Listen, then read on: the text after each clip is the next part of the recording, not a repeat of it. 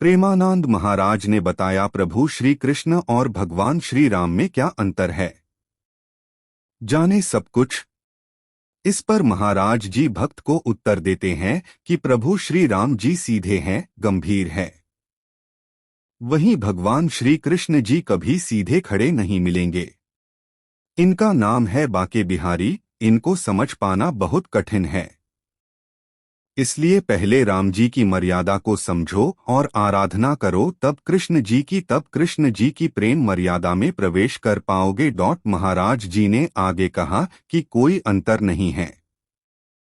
प्रभु श्री कृष्ण और प्रभु श्री राम दोनों लोग एक है। समझने के तौर पर जैसे कि फिल्म तो आपने देखी ही होंगी। एक कलाकार अलग अलग फिल्म में अलग अलग अभिनय करता है, लेकिन उसकी पहचान एक ही होती है। उसी तरह से भगवान भी अलग अलग रूप में अवतार लेते हैं, लेकिन सब एक होते हैं। भगवान श्री कृष्ण ही पिछले जन्म में राम थे। भगवान राम और श्री कृष्ण में बहुत से अंतर देखे जा सकते हैं। एक अंतर जो कि एक जैसा है कि वह यह है कि दोनों ही भगवान थे और दोनों ही एक थे। भगवान राम मर्यादा पुरुषोत्तम कहलाते हैं। भगवान राम नियमों के अनुसार चलते थे। वह जो कहते थे वह करते थे। वह कानून के साथ चलना पसंद करते थे, वह धर्म के अनुसार चलते थे। वही आप जानते हैं कि भगवान श्री कृष्ण ने कई बार धर्म को छोड़कर भी कार्य किए हैं। राम भगवान और कृष्ण भगवान में एक बात सामान्य थी, वह बस यह चाहते थे कि किसी तरह समाज का भला हो जाए। परंतु भगवान कृष्ण मानते थे कि अगर कोई छल करेगा तो हम भी छल करेंगे। महाभारत में शकुनी ने भी छल किया, परंतु शकुनी का यह छल उसी के लालच के लिए था। वही भगवान श्री कृष्ण ने यह सब समाज के भले के लिए किया।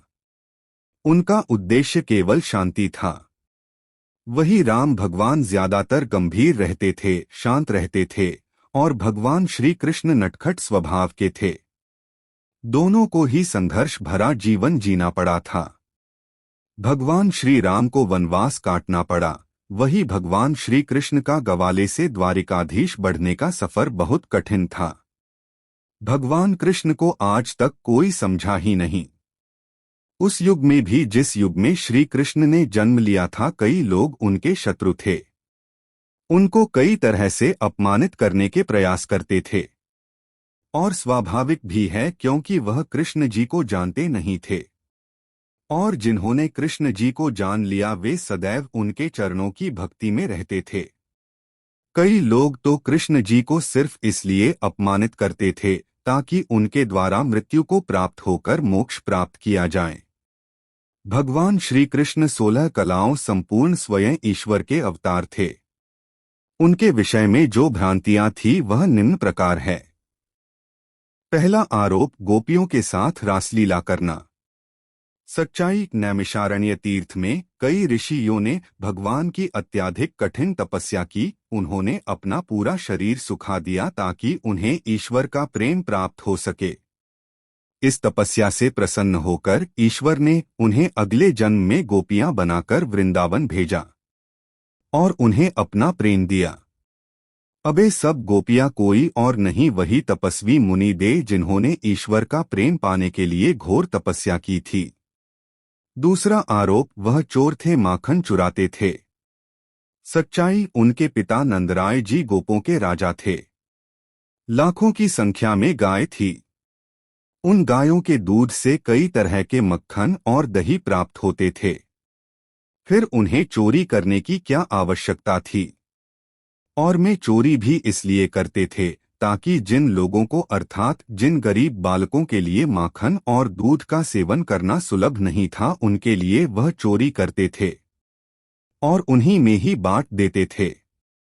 अपनी तो औकात ही नहीं, इन दोनों के बीच की समानताएं या अंतर बता पाऊं। बस एक विह्वल सामान्य भक्त हूं और आह्लादित एवं अभिभूत हो जाता हूं जब जब इनका जीवन चरित्र पढ़ता हूं। बाहरी अंतर तो दोनों में कई हैं, लीलाओं में बड़ा फर्क है, लेकिन है वे लीलाएं ही। उनके अंतरतम की बात वो जाने, अपने तो जानते भी नहीं, अधिकारी भी नहीं। फिर क्या करना है जानकर दोनों के चरित्र मन मोहने वाले हैं, अनुकरणीय हैं। क्यों इस पचड़े में पड़े कि उनमें अंतर और सामंजस्य खोजें।